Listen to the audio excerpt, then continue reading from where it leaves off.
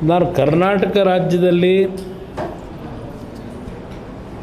ಹೊಸ ಸರ್ಕಾರ ಬಂದ ನಂತರ ಅಂದರೆ ಹೊಸ ಮುಖ್ಯಮಂತ್ರಿಗಳು, ಹಳೆ ಸರ್ಕಾರವೇ ಅದು, ಇದೇನೋ ಹೇಳ್ತಾರಲ್ಲ ಅಲ್ವಾ, ನೀನು ಹೇಳ್ದಲ್ಲ ಬಿಡು.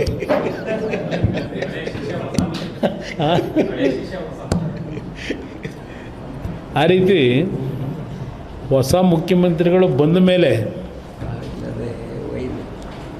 ಅವರ ಪ್ರತಿದಿನದ ಕಾರ್ಯವೈಖರಿಗಳನ್ನು ಗಮನಿಸ್ತಾ ಇದ್ದೇವೆ.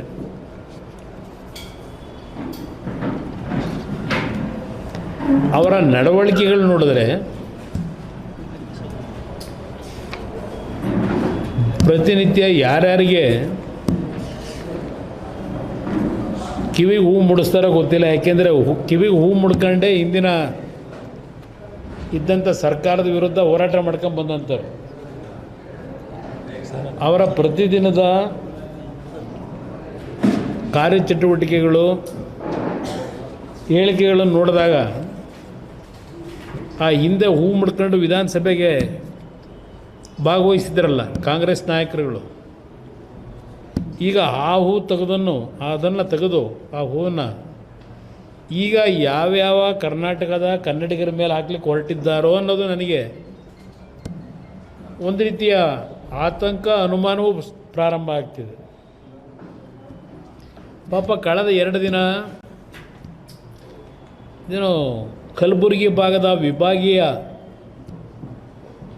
ಮಟ್ಟದ ಪ್ರಗತಿ ಪರಿಶೀಲನಾ ಸಭೆ ಮಾಡಿದ್ದು ನೋಡಿದೆ. ಆದ ನಂತರ ಅವ್ರು ಹೇಳಿಕೆ ಕೊಟ್ಟಿರೋದು. ನಿನ್ನೆ ದಿನ ಬೆಳಗಾವಿಗೆ ಹೋಗಿ ಇಲ್ಲಿ ಕರ್ನಾಟಕದ ಕೆಂಗಲ್ ಹನುಮಂತೇರು ಕಟ್ಟಿರ್ತಕ್ಕಂಥ ವಿಧಾನಸೌಧದ ಹೆಬ್ಬಾಗಿಲಿಗೆ ತಲೆ ಮುಟ್ಟಿ ನಮಸ್ಕಾರ ಮಾಡ್ಕೊಂಡಿದ್ದು ನೋಡಿದ್ದೆ. ಈಗ ಅಲ್ಲಿ ಸುವರ್ಣಸೌಧ ಅಲ್ಲೂ ಸಹ ನಿನ್ನೆ ಆ ಒಂದು ಹೆಬ್ಬಾಗಿಲಿನಲ್ಲಿ ಪಾಪ ಬಗ್ಗಿ ನಮಸ್ಕಾರ ಮಾಡ್ಕೊಂಡಿದ್ದಾರೆ. ಅಷ್ಟೆಲ್ಲ ದೊಡ್ಡ ಒಂದು ಅವರಲ್ಲಿರ್ತಕ್ಕಂಥ ಬದಲಾವಣೆಗಳು ನೋಡಿದಾಗ ಏನೋ ಒಂದು ಭಾಳ ಚೇಂಜಸ್ ತರ್ತಾ ಇದ್ದಾರೆ, ಚೇಂಜಸ್ ತರಲಿಕ್ಕೆ ಹೊರಟಿದ್ದಾರೆ ಅನ್ನುವಂಥಕ್ಕಂಥದ್ದು ನನಗೂ ಒಂದು ಆಶಾಭಾವನೆ ಪ್ರಾರಂಭ ಆಗಿದೆ. ಇಲ್ಲಿ ಮೊನ್ನೆ ದಿನ ಕಲಬುರಗಿಯ ಬಿದರು ಮತ್ತು ಕಲಬುರಗಿ ಪ್ರವಾಸ, ಬೀದರ್ನಲ್ಲಿ ಏನು ಪ್ರವಾಸ ಮಾಡಿದ್ದಾರೆ ನೀವೇ ತೋರಿಸಿದ್ರಿ. ಏನೋ ಅನುಭವ ಮಂಟಪಕ್ಕೆ ಹೋಗಿ ಭೇಟಿ ಕೊಟ್ಟರು. ಆಮೇಲೆ ಅದು ಯಾವುದೋ ಒಂದು ತಂಡದ ಸಭೆ ಮಾಡಿದ್ರು, ಕಾಂಗ್ರೆಸ್ ಕಾರ್ಯಕರ್ತರು ಸಭೆ ಮಾಡಿದ್ರು. ಅಲ್ಲಿಂದ ಕಲಬುರಗಿ ಹೋಗಿ ಹಾಲ್ಟ್ ಮಾಡಿದ್ರು.